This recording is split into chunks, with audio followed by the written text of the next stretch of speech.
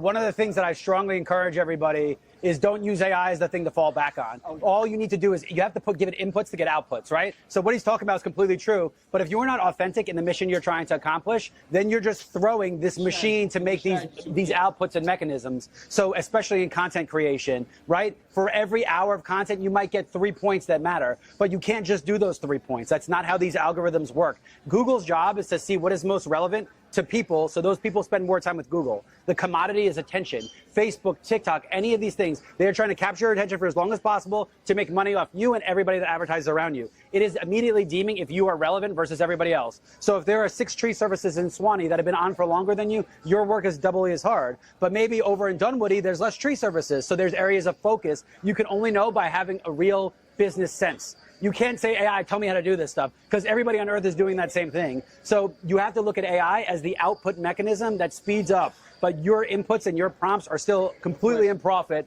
And Tommy, I'm sure you run into that with clients who they knee-jerk the other way, and they're just like, AI, what business should I be in? Is this the right thing for me? So I think one of the big things you said about that is, yes, AI is going to give you all the answers, but it's within you to be an executor. Like, you have to be able to look at that screen and then execute the things that are on that page. And that goes even before AI. That's how, like, the successful versus not successful. People that know how to execute things, they're able to get further.